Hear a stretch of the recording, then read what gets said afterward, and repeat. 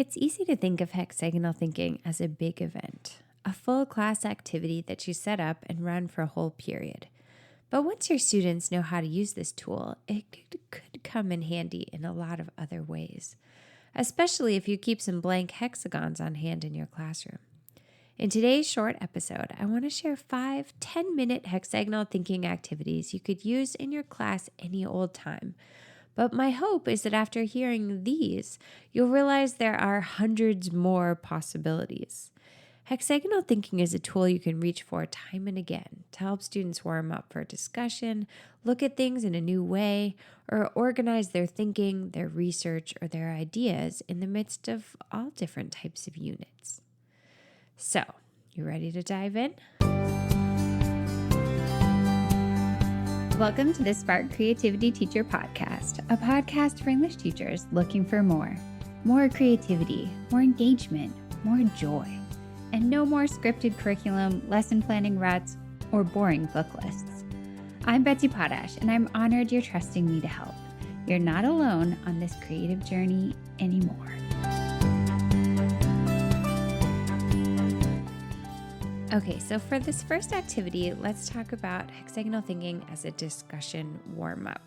If you've hung out here for very long, you know that I really advocate for discussion warm-ups. This is something as a concept that I first learned about officially at the Exeter Humanities Institute when I was learning about Harkness. And the idea is you don't want students just jumping into a student-led discussion cold, right? If you say like, okay, discuss, you're often not going to get much. And so it's nice to have a whole bank of creative warm-up ideas, and this could be one of them. So what does it look like? Let's talk about it. So you're about to join your students together for a fishbowl discussion, a Socratic seminar, Harkness, something like that, and you want to get them warmed up. Pass out 3 blank hexagons to every student and ask them to fill them in with concepts related to the reading. If you've done hexagonal thinking before, this won't be new. If you haven't, that's okay. This could be a really cool way to warm them up into hexagonal thinking at the same time that you warm up into the reading for the discussion. Now, they could put all different kinds of things on their hexagons. They could put characters from their reading, themes, quotations that they really liked, ideas from other books that the reading made them think about, events in history that the reading made them think about, things happening in the news that the reading made them think about. Anything goes. Don't give them long, maybe 90 seconds or 2 minutes. Just say like, fill your 3 hexagons.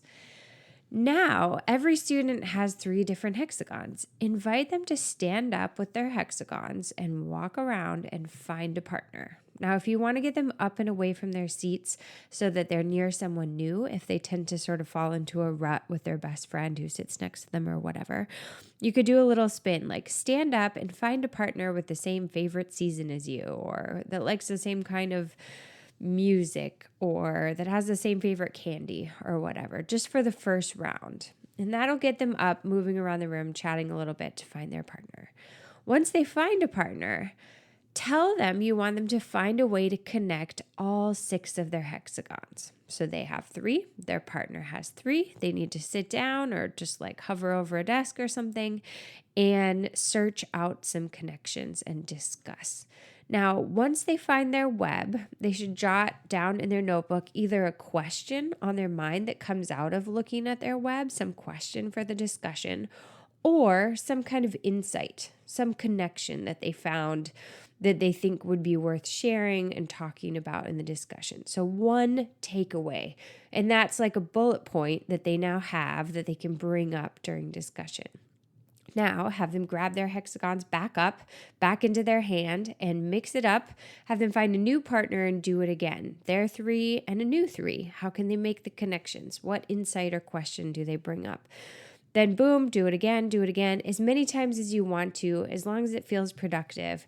And then when you start the discussion, everybody's already talked to a bunch of people about a bunch of things, and they've developed a list of insights and questions. And so when you begin the discussion, hopefully the student-led discussion, you can say, okay, guys, somebody start with one of their insights or questions, and boom, your ball is rolling. And if there get to be pauses when students kind of aren't sure what to say next, which of course can happen in student-led discussion, and you're in a position to nudge, you can sort of say, okay, like take a look at your list. Look back at some of the insights and questions you had from our warm-up, and roll one of those out to your classmates for this discussion. Okay, second idea for a hexagonal thinking mini, I'm calling this add the unexpected. So for this activity, give students a little deck of 5 hexagons in a small group. So maybe you have 5 small groups in your classroom. Those 5 hexagons that you give out can all be the same. Everyone has a little cluster of 5. They're related to the reading from the night before. Everyone has the same set. So ask them to briefly discuss those 5 hexagons that they have and create a little web. Find some connections. This is just the warm-up. Next, give every group a hexagon from your secret curveball deck. Now, your curveball deck should look different, be a different color or made from a different paper, or maybe it's all images, or maybe it's all QR codes. It's your secret curveball deck. Your curveballs can be concepts from contemporary life. They can be emergent technologies. They can be big ideas from your essential question, or some crucial idea that you know that they're studying in another class. The curveballs should be curveballs, right? Don't make them easy to fit into the web. Maybe everything in your little mini deck is like characters and themes, and your curveball is surveillance technology, or your curveball is democracy, or your curveball is AI, or whatever. Like, you are trying to bring in some concept from elsewhere in academia or the modern world or art or whatever that's going to just bust them out of the sphere where they're thinking and force them to make totally different types of connections. Now, at first, when they see your curveball, they might be like, oh my gosh, I can't think of any way to connect this to my hexagons. But then somebody will think of a way, right? It might be kind of wild. It might truly be a curvy curveball connection, but that's what you're looking for. So give them a little bit of time to discuss and try to find a way to fit the curveball into their web, which they may want to totally scramble up and do over. And then you could have them write about the connections they uncover. You could have them present back to the group. And then have your students pass their curveballs to the next group and try a new one on for size. You can repeat this as much as you want. Have the curveball deck travel. And if you want, you can change up the groups too. So you can say, like, one person pick up the curveball and walk to another group and discuss with a new group, or like pass your curveball and then whoever's the oldest in your group, find a new group or whatever, just to like change up the dynamics a little bit. Or you don't have to, you can keep the exact same groups, but change the curveball. All right. The next hexagonal thinking mini I'm calling Make Your Own Middle. So for this challenge, put students into small groups and give the groups 6 blank hexagons. For this challenge, every group is going to have a partner group. So there's going to be a little group. They're looking at their 6 blank hexagons. Somewhere near them is another group looking at their 6. So start by having the group come up with their deck, right? Their 6 hexagons as usual. Could be themes, characters, setting elements, quotes, connections, whatever. Now, the group is going to pass their deck that they've just made over to their partner group, trading decks. And finally, you're going to give each group a rogue hexagon, a differently colored hexagon, and tell them that this hexagon needs to go in the middle of the 6 they've just received. And it needs to be something from outside the text. So this is a little bit like the curveball activity, except they're writing their own curveball and they get to decide how it's going to connect to everything. So maybe it's a current event, maybe it's a big idea from history, maybe it's an emotion, maybe it's an emoji, maybe it's a picture, maybe it's a QR code that leads to a TED Talk, maybe it's a quotation from something that they're reading in their Spanish class, maybe it's a big question they have about life. I don't know. You won't know, right? It's going to be hard. How can they tie all 6 of these hexagons that they receive from the other group together. Once they come up with some central connecting hexagon, you can invite them to write a little bit about their choice, which was probably difficult, which was probably not agreed upon immediately by everyone. And just have them write a little bit about it. How did this stretch them? How did this make them think about new things in relation to the text? And then maybe have them present back to the other group. The other group came up with these 6 hexagons. They'd probably be interested to hear how their partner group bonded them all together. Okay, for the next one, which I'm calling pull 4 and abandon 1, you're going to want to do this with a deck that you've already created for a text. Now, I know it can feel intimidating to create a deck for a text, but I really want you to try to push that feeling aside and just jump in, because at this point, having created a lot of decks, I can create a deck for a text very quickly in 10 or 15 minutes. And I think that you can too, if you kind of just give yourself permission to try stuff and not feel like it has to be perfect. So you form a deck for your text or your unit that you're doing with just a bunch of characters and themes and all the things we've been talking about. And then you're going to let small groups have a copy of the deck. So that's how this begins. Everyone's got a pile of cards sitting in their small group. And now, individually or in pairs within the group, they can pull out 4 random hexagons from that pile and choose the 3 that work together to create a little mini web and choose one that they'd reject.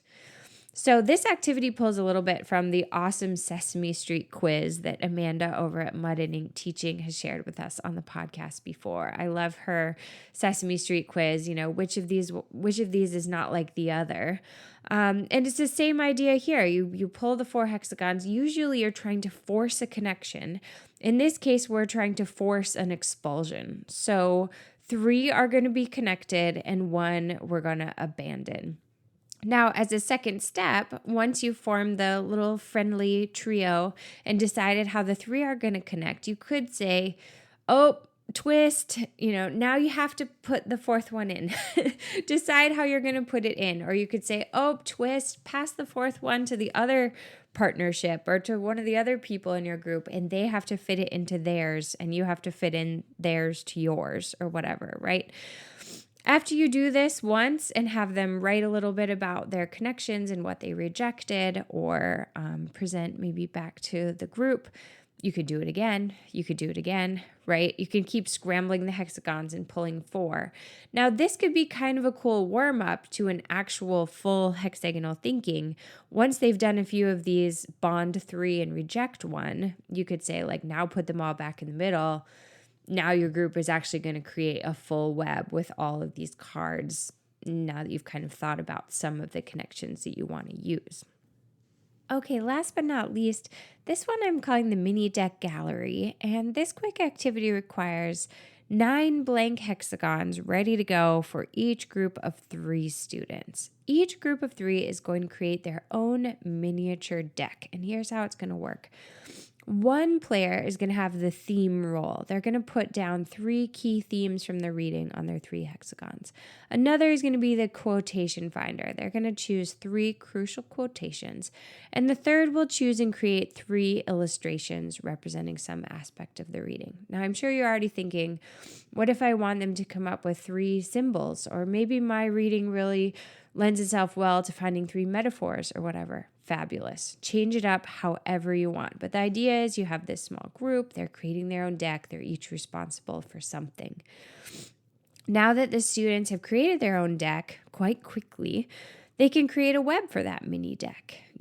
How will this person's quotation connect with this person's theme and this person's visual illustration from the reading?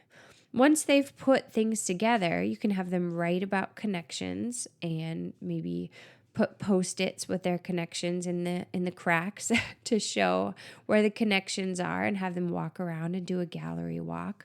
Or if you want to keep it moving, you could have every student, after debating and discussing and coming up with their web, pick up their 3 hexagons and remix. right? If they're the quote person, they need to go find a theme person and a visual elements person and make a new group. Or if they're the quotation person, they need to go find the visual elements person and the themes person and make a new group. And you could do this a few times and see what you get. Now, if you are really loving it and like everyone's getting super into it, you could start to say like, okay, you have your web, find another group and attach your web to theirs. Now you have 18 connected hexagons. Oh, group of 2 with the 18 connected hexagons. Can you connect your 18 to this other group of 2 groups that has 18? Like, can we take it to the wall and start taping them up?